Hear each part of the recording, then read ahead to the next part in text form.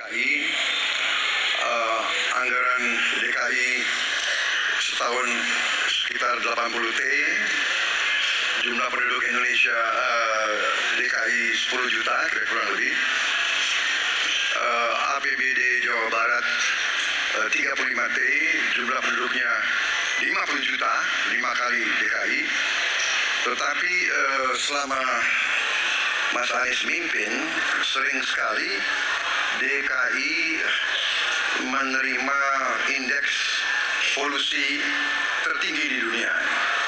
Bagaimana dengan anggaran 80 T, Pak Anies sebagai gubernur tidak dapat berbuat sesuatu yang berarti untuk mengurangi polusi? Terima kasih.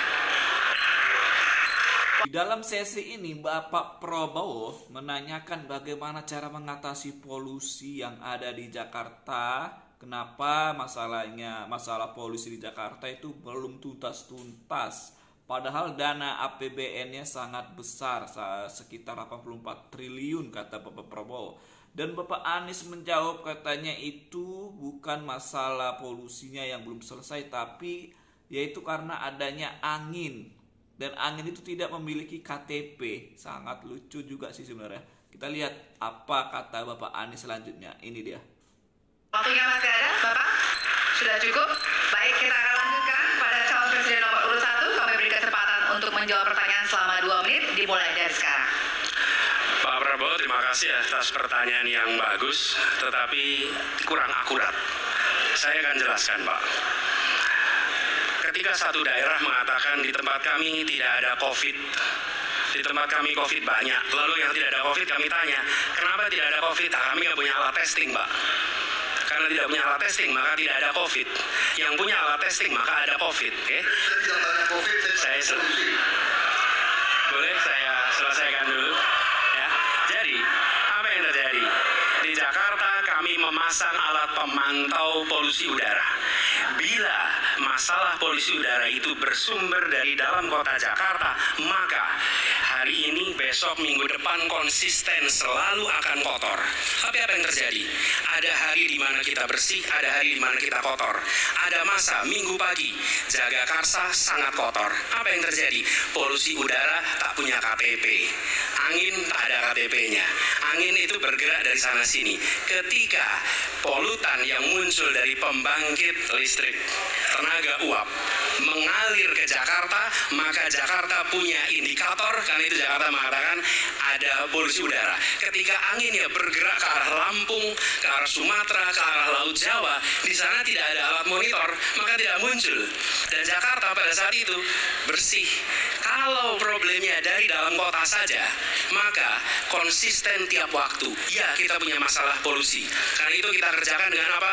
Kita lakukan, Pak. 1, dengan pengendalian emisi dari kendaraan bermotor dan pengujian emisi sekarang wajib. Yang kedua, elektrifikasi kendaraan umum. Yang ketiga, konversi kendaraan umum. Dan dulu yang naik kendaraan umum hanya 350.000 per hari, sekarang 1 juta per hari. Jadi itu kita kerjakan untuk menangani soal polusi di Jakarta. Masih ada waktu, Bapak? Cukup? Ya, kami persilakan kepada calon presiden nomor urut 2 untuk kemudian menanggapi jawaban dari calon presiden nomor urut 1. Waktu Bapak 1 menit dimulai dari sekarang. Ya, susah kalau kita menyalahkan angin dari mana-mana, ya. Jadi saya bertanya, dengan anggaran segitu besar, jumlah langkah-langkah yang bisa dilakukan untuk dengan real dalam 5 tahun mengurangi polusi, juga di mana rakyat Jakarta begitu banyak yang mengalami sakit pernafasan. Jadi saya kira kalau kita dengan gampang menyalahkan angin, hujan dan sebagainya, ya mungkin tidak perlu ada pemerintahan kalau begitu. Ya. Terima kasih. Di situ Bapak Prabowo mengatakan bagaimana bisa angin mengendalikan polusi udara. Ya sebenarnya sih bisa-bisa juga sih. Tapi yang nggak bisa, yang benar ucapannya itu sebenarnya angin itu emang tidak memiliki KTP. Karena dia benda apa ya? Bukan makhluk hidup ya angin ya. Tapi bergerak sih. Tapi nggak tahu sih Menurut kalian apa sih? Akan menambahkan? Cukup. Baik. Baik, selanjutnya kami berikan kesempatan kepada calon presiden nomor urut 1 untuk menanggapi tanggapan dari calon presiden nomor urut 2. Waktunya 1 menit dimulai dari sekarang. Ya, inilah bedanya yang berbicara pakai data, yang berbicara pakai fiksi. Ya. Itu pakai data. Jadi ketika tunjukkan, ya memang ada sumber polutan dari dalam kota. Tapi kalau sumber polutan itu hanya dari dalam kota, maka Pak pakai logika sederhana sekali. Jumlah motor dari hari ke hari sama, jumlah mobil dari hari ke hari sama. Maka harusnya angka polusinya sama setiap waktu. Betul tidak? Tapi jumlah motor sama, jumlah mobil sama, ada kita sangat polusi. Ada sisi sangat tidak polusi. Nanti kalau perlu saya kirimkan gambar satelitnya kepada Bapak, supaya Bapak bisa menyaksikan. Dan inilah mengapa kita mengambil langkah itu pakai ilmu pengetahuan, pakai data, dan menggunakan saintis untuk terlibat. Kalau tidak pakai itu, nggak akan ada langkah yang benar. Dan ini kemudian saya teruskan, Pak, bagaimana pengendalian itu dikerjakan untuk dalam Jakarta.